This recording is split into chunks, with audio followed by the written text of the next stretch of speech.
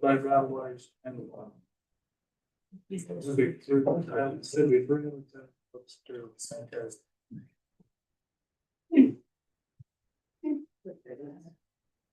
I don't know how long, because I always take place that same time. Was all the even that same time. We just sit up here all over the place, I'm not saying that. Oh. The group changes again. Well, that was changes. But sitting at our golf, I got faith. Okay. Call to order. And the Sylva Board of Commissioners meeting. I'd like to welcome everyone. First thing on our agenda is to approve the agenda. I didn't think a motion we do that. Motion, we have any discussion? All in favor, raise your hand, say aye. Aye. With the like sign, the motion carries. And also entertain a motion that we approve the consent agenda. Motion, do we have any discussion? All in favor, raise your hand, say aye. Aye. All opposed, by like sign, motion carries. And do we have anyone signed up for public comments? Not for general public comment. Okay. So we'll move on from that. To reports. And I don't really have much to report other than I enjoyed the ceremony over their new bathrooms, and it's quite an honor for our town to get that award. And glad some folks here be recognized and honored. I'd be a part of that. So moving on, Sam. Yeah, I'd just like to echo that. Well, congratulate Bernadette and Paige and Jake and Julie Odell. I mean, the list goes on. I know there's a lot of people involved in that, and that is a great honor for our town. The last little thing I'd like to plug is just remind everybody about cleaning up the mountains coming up. The opportunity to invest in our home and really, really nice. That connection to this place. I talked about that a lot in my Appalachian history class. That a lot of the local families, you understand, stewards of this little place that we call home. Just a reminder, if you're interested in that, they're you meet at Monteith Park at 9 a.m.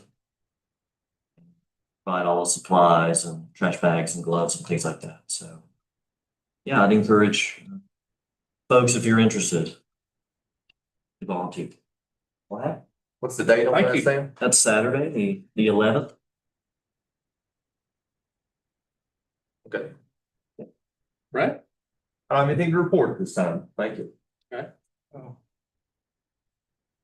Thoughts and prayers go out to your mom and dad. Thank We said that privately, but I really mean that.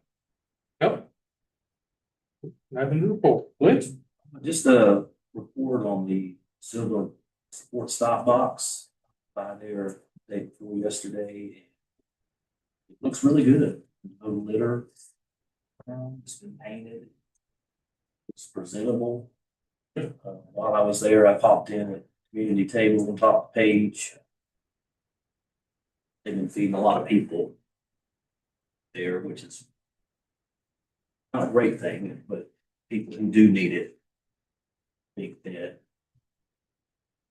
Good job. That's all I've got. Was it well stocked? Yeah, Liz? This one's I walked around. It looked pretty good. good. Good. Fair. So I just want to report that tonight the SADC Sylva Art Walk is happening. I'd anybody to go out and support local artists and local businesses that are set up.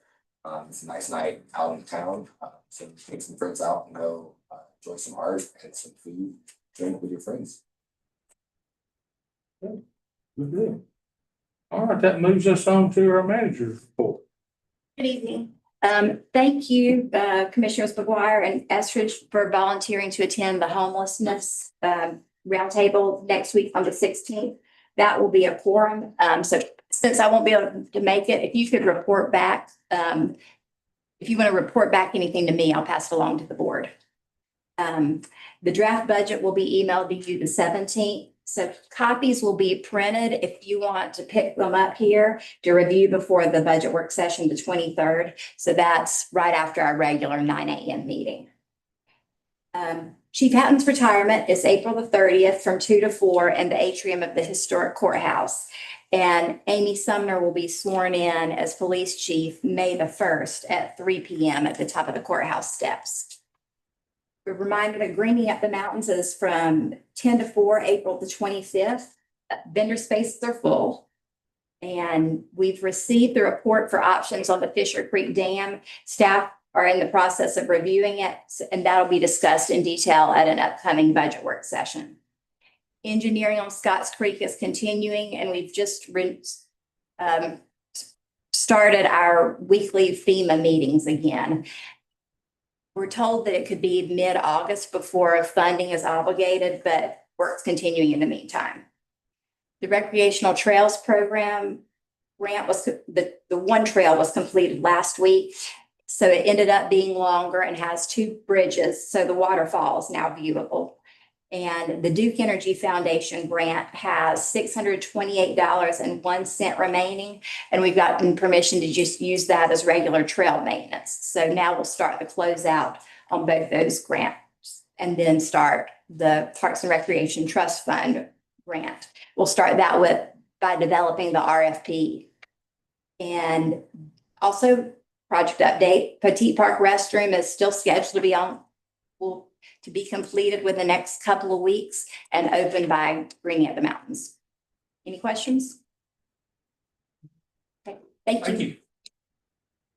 Okay, so at this time, I would entertain a motion that we open public hearing for a zoning map amendment conditional district modification. We have a motion. Do we have any discussion? All in favor, raise your hand, say aye. Aye. All opposed by like sign, the motion carries. Public hearing is now open. I think, first order of business would be to ask John Jelanowski to, make the presentation. Good evening, Mayor.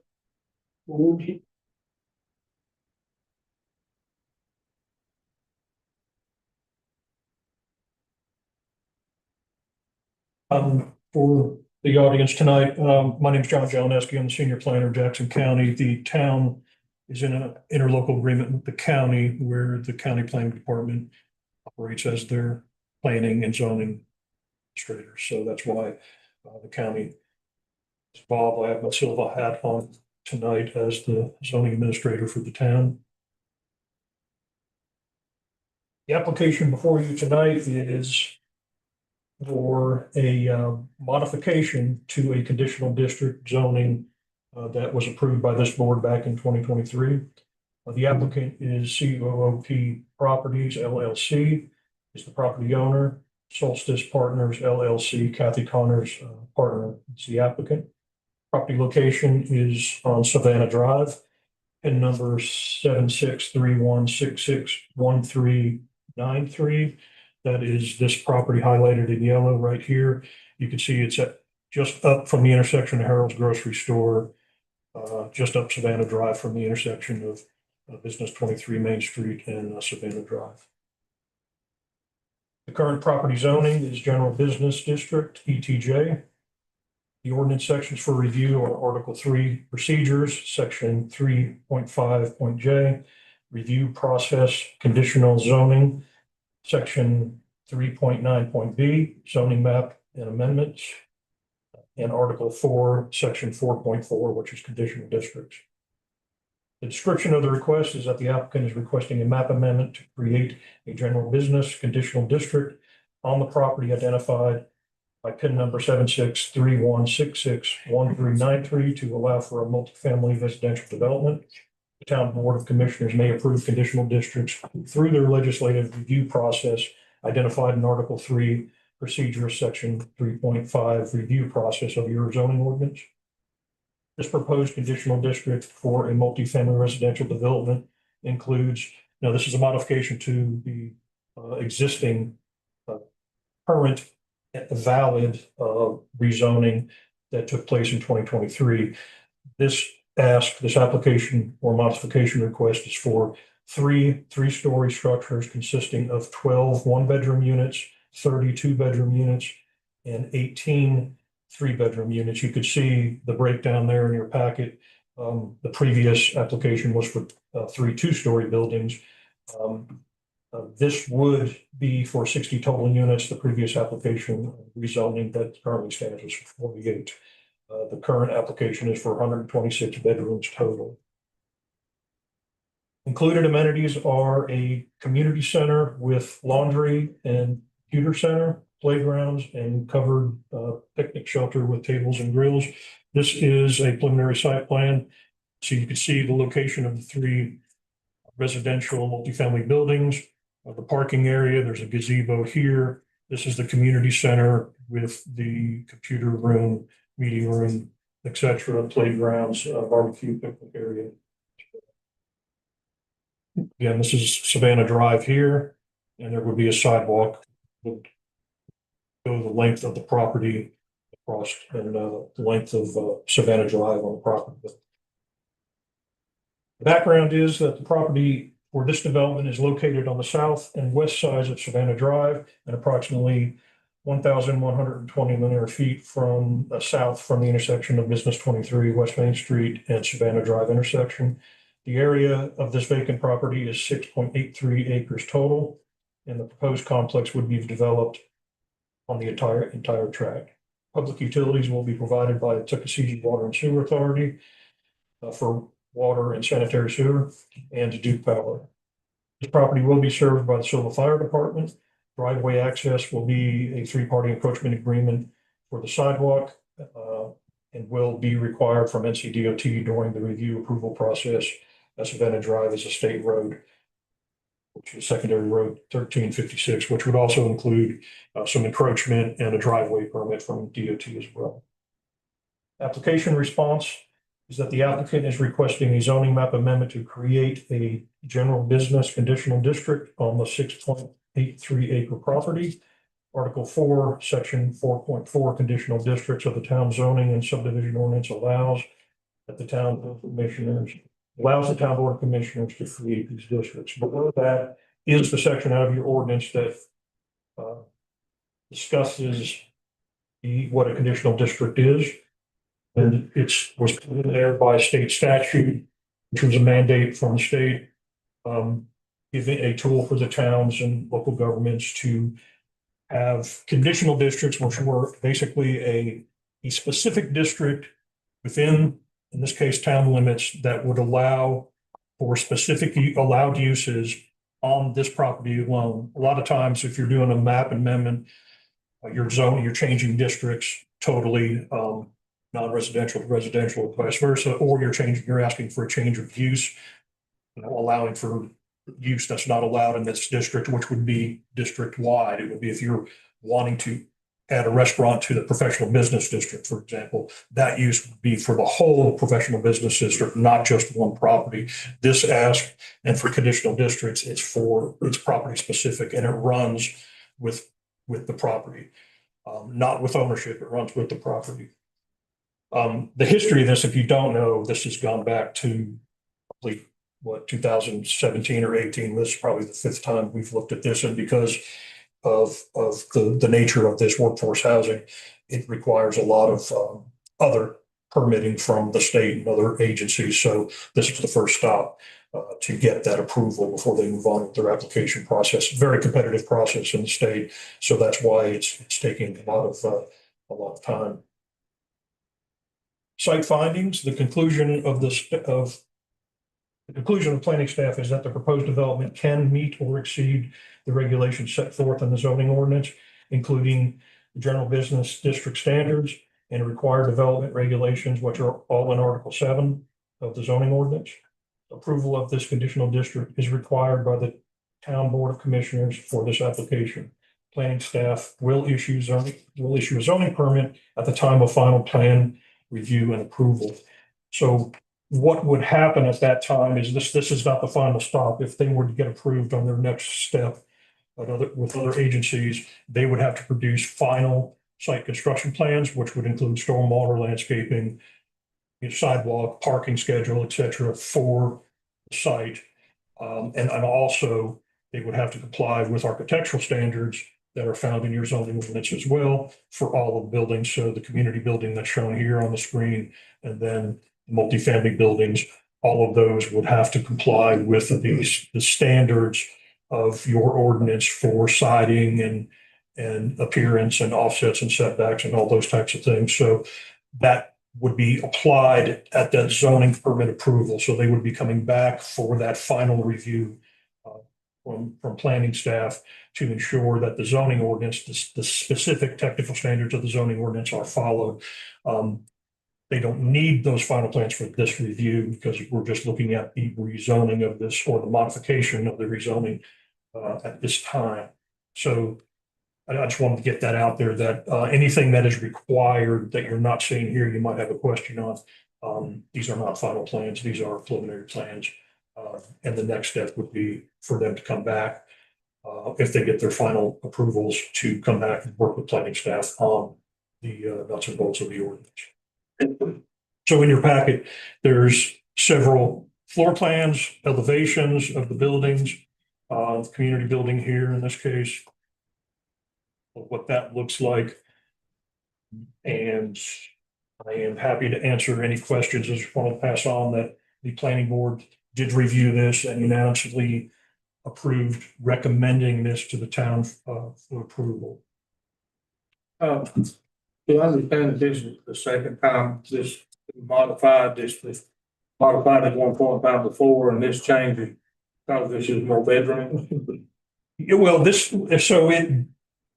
particular applicant came before this board in 2023 and about this time in 2023, and it was for the 48 units and two-story buildings.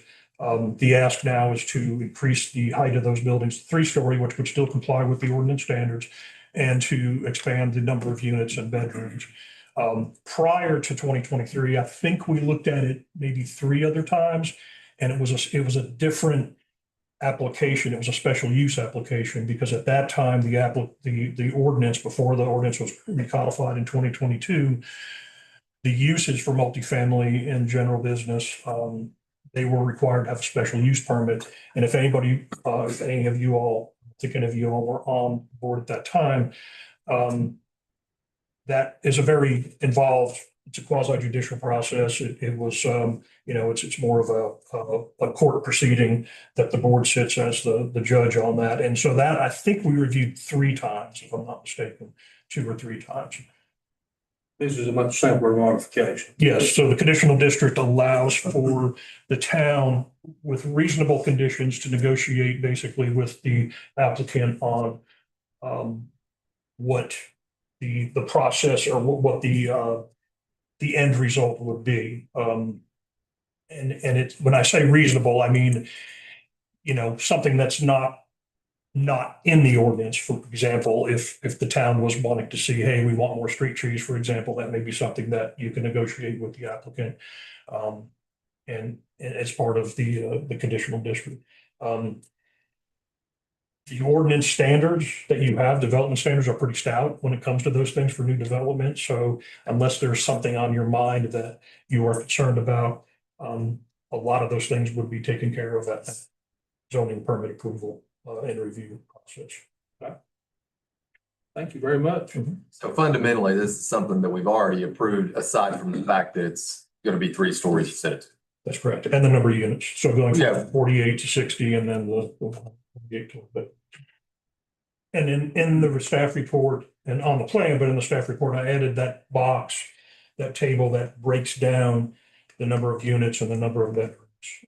So it kind of spells it out a little bit more on what this is being asked for. John, to give the board some background to recap what we discussed yesterday. In comparison to that 2023 application with 48 units and 100 bedrooms, that one had 92 parking spaces. And then when it goes up higher, we've now gone to, I believe, we've got now 60 units with 126 bedrooms, but they've only increased the parking from the last time from 92 parking spots to 97.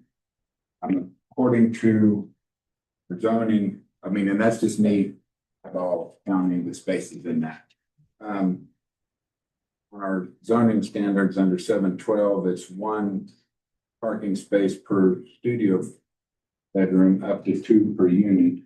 So I would assume that means one parking spot for the studios and 2 parking spots for each the 2 and 3 bedroom spaces, plus 1 space for every 10 units. But again, they've got For guest parking. yeah, for guest parking. So they've got 97. According to my math, they would need a minimum of 120 to comply with the parking spots. And I also noticed that 23 of the spots on the new one are next to the community center rather than right next to the apartment complexes.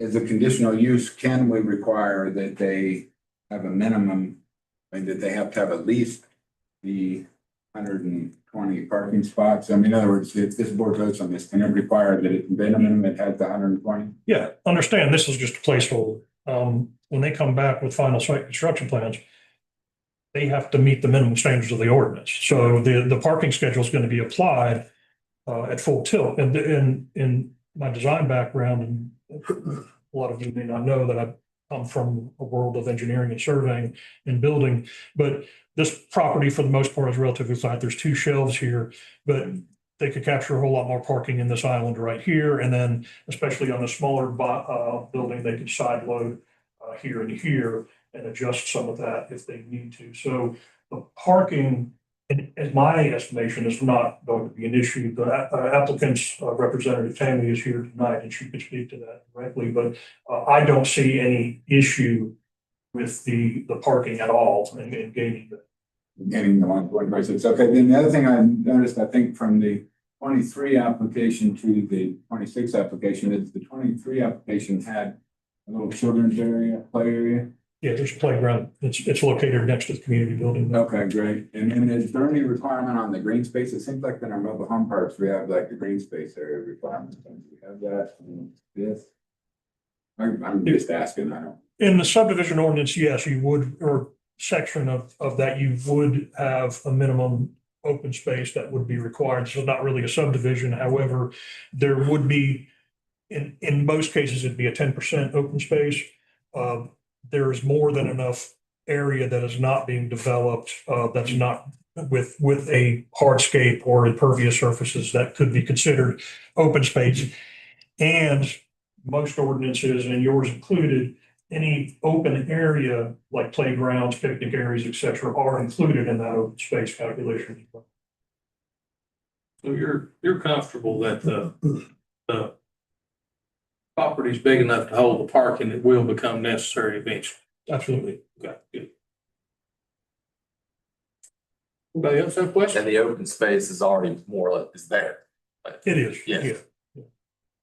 Yeah, it's just what, I mean, open space, in a subdivision, you would have it as a dedicated space. It would be subdivided off. It would be deeded as part of everybody's deed as they would have entitlement to that open space to use that as whatever play area, whatever, in a typical subdivision. This isn't the case here. This is a multifamily development. So whatever is not being developed, with parking or with a building, with a structure, is naturally going to be open. So, By definition, open space. Okay. Anybody else have questions? So, page 5. I asked this in 2023, so ask it again. Is there any consideration for voluntarily annexing? Yes, we would love this to be part of Sylva. Yeah. Would be great. Yep. And a help to the town. Is there a reason we have the change from the 2023 plan? Other than density, they're just in one increased density. Just one. Right, well, as you have heard, we've got a housing crisis, so I think at every opportunity that we look at in public service, that seems to be the highest priority these days. And we're no stranger to that. We get those calls several times a week in our office about that. So if there's an opportunity to grab that and capture that and it complies with regulation, then that's probably something that should be considered. It's safe to assume that this also has something to do with some available grant that's allowed at this point in time, and this change needs to happen. Yeah, and Tammy could speak to that, but yes, it's a very, like I was saying, it's a very competitive process. Obviously, if they don't have local approval, a developer is not going to move forward at the state level to get, because they're not going to get considered. Right. So yeah, that's what it is. It's the density requirements, maximizing for the most part what you can do vertically and horizontally. Obviously, the more higher you go vertically, horizontal footprint's going to get wider just because of parking we're talking about. So if an application for the grant, it makes it to the next step, we need to do. Right. Is workforce housing kind of synonymous with affordable housing? Is there? No, I would say that, and I don't want to speak for what that application process is, but I think there's probably two different parallel paths there. Workforce being more of a income controlled, in other words, if you make too much money, you can't have a 1-bedroom unit here. You see what I'm saying? If you make too much salary, that's specific to Okay, that's good to know. having a job, same with the 2-bedroom, same with the 3-bedroom. So naturally the process would be single person, 1-bedroom unit, or 2 people, maybe one, their household income, maybe only 1 person works. The next step, maybe 2 people work and they have kids. They need the 2-bedroom. So there's a stepping stone process as they are moving through life.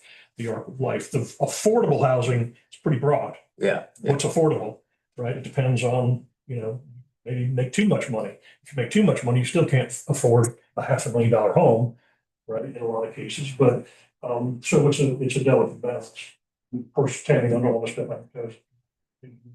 So that income cap, saying if you make too much money, you can't have more than a bedroom. That's basically like I would kind of define that in layman's terms. We're not going to condoify this place. It's going to remain accessible. So if you are from out of town, They don't become vacation homes. if you're a corporate guy, you love Sylva, but you have a business here, you work for Walmart, for example, just hypothetically, and you're an executive. Let's have an executive 1-bedroom suite over there. Yeah, we make 6 figures. As an executive, It's not available to them. It's not available. It's not available. Does anybody else have any questions for John? Everybody good? So, I guess at this time, help me with the last name, Fred Hughes, is that correct? Shot.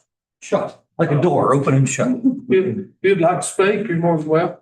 Yeah, I don't have any problems with this. I own the house on the southern border, the white one on the left down there. My wife and I live there, and that's about it. That's our house. And it's about a 30-foot drop down to where the shelf is, as you say. My only concerns are I'm not opposed to housing or zoning. I don't care anything about that. We need more housing, I understand. But my question, I finally saw the footprint on there. The community building would be down at the bottom. That slope, I don't know if that would be something that requires a retaining wall or landscaping down on that. Yeah, right now it's preliminary plans, but what you see this bold line all the way, that's going to be a landscape buffer. That's going to be, there's existing vegetation, they get credit for that, but anything that's not, they will landscape adjacent properties from them. accordingly with the ordinance. So it'd be a 10-foot wide buffer, and whatever's required in that buffer for 100 feet, there'd be X amount of plantings within that 100 feet of length of that around.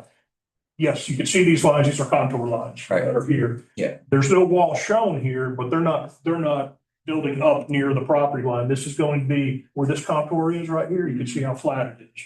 And that's where they're putting that community building and parking in that area. Okay. So it's a pretty good, I mean, the scale on this is, I don't see it unless, there it is here. I can't quite see what, looks like, 1 inch-ish is probably 60 feet. You know, you're probably 6 inches or so, 4 inches from the property line there. There's no walls proposed here, but these are walls on this side. You can see the wall here. Yeah. Is that one. So anywhere where they can't make up the grade and slope, in other words, if this is sloped too far back and they can't catch grade as they're digging and flattening this out, they'll put a wall and tier that. So this will be flatter. This will be remaining slope of what's existing. And it will still be required to make the county slope orders to it. The town of Sylva's slope ordinance, you have to go.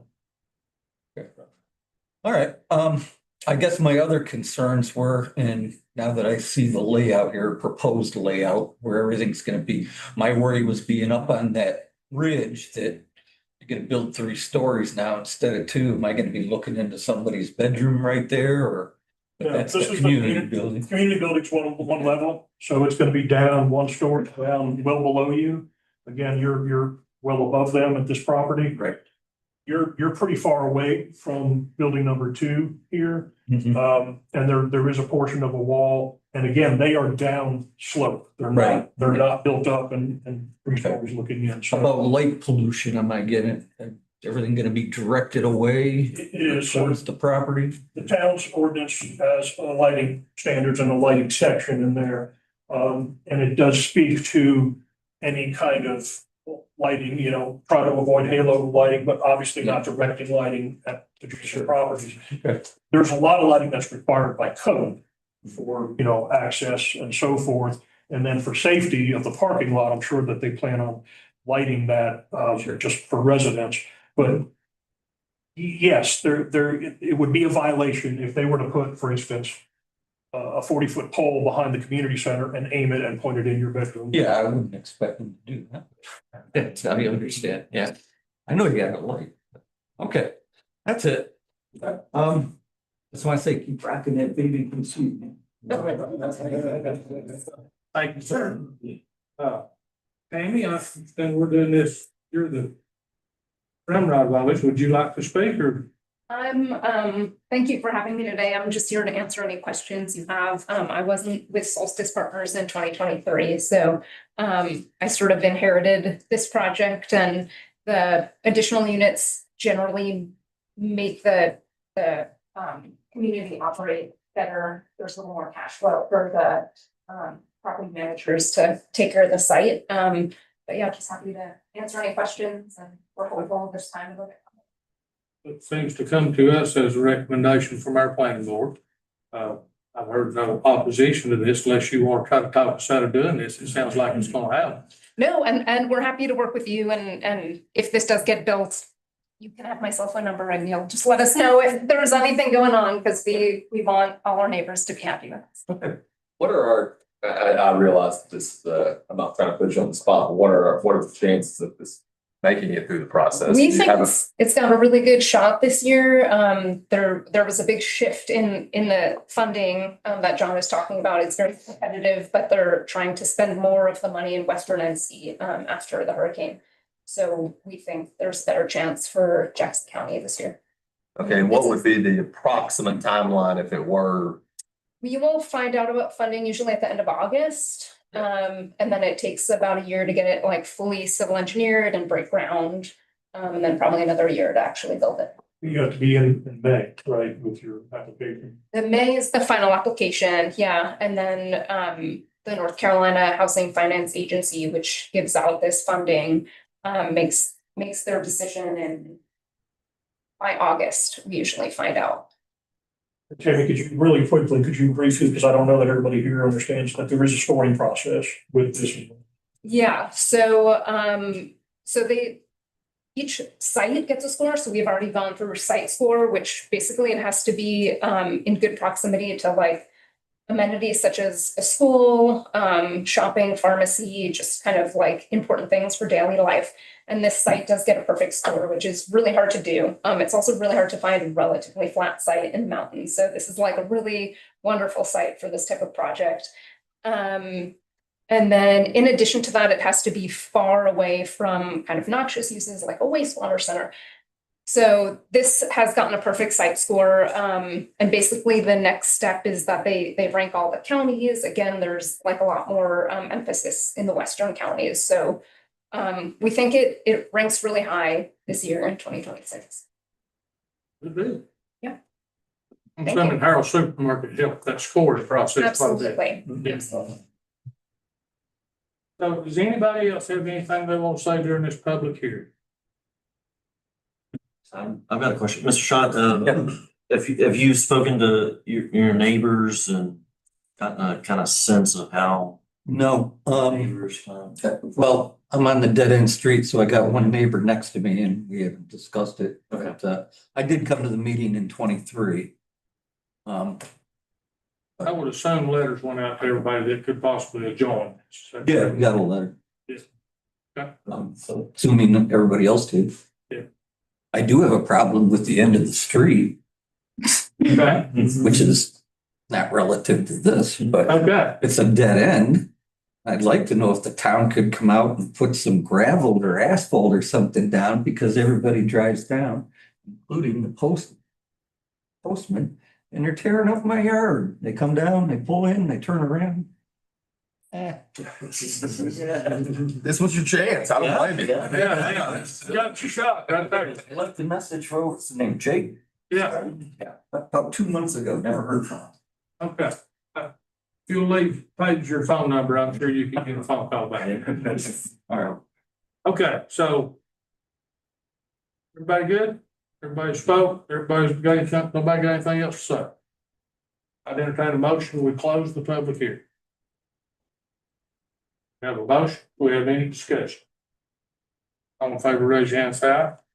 All opposed by like sign, motion carries. And the public hearing is now closed.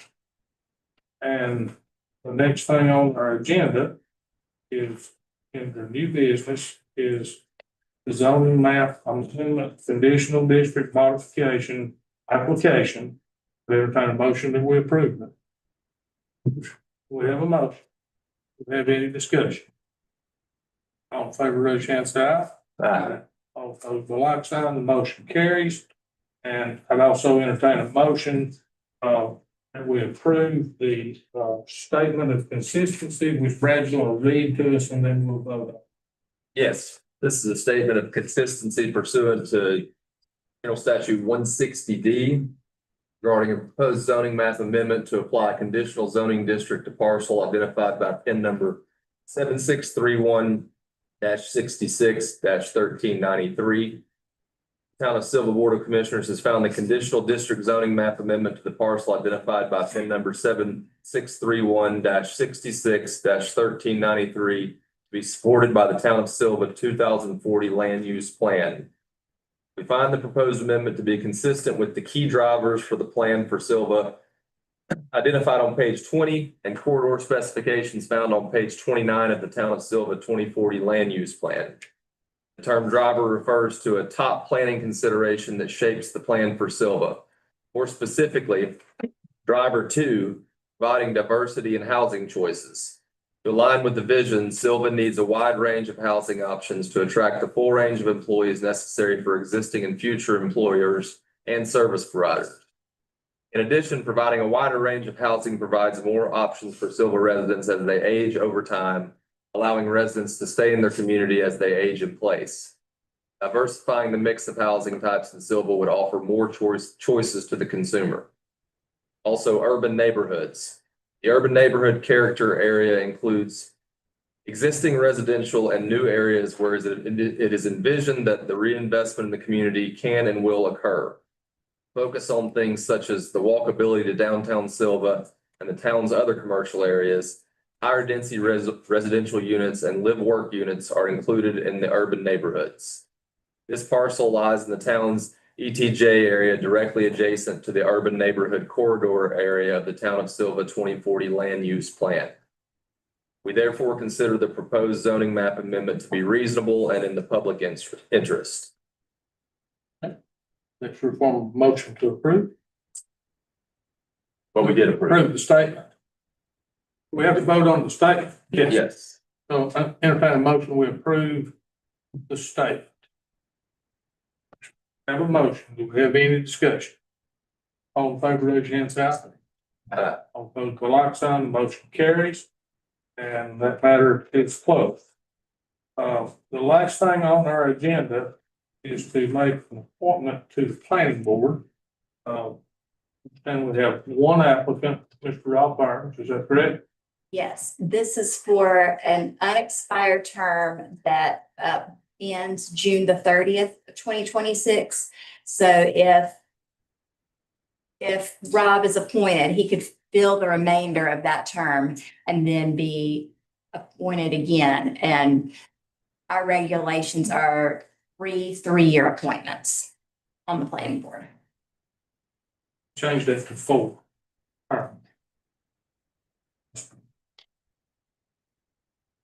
Yes, sorry, Okay, that's correct. so he can be appointed 4 additional times after this, if he chooses to want to serve. Yes.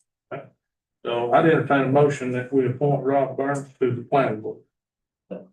Have a motion, do we have any discussion?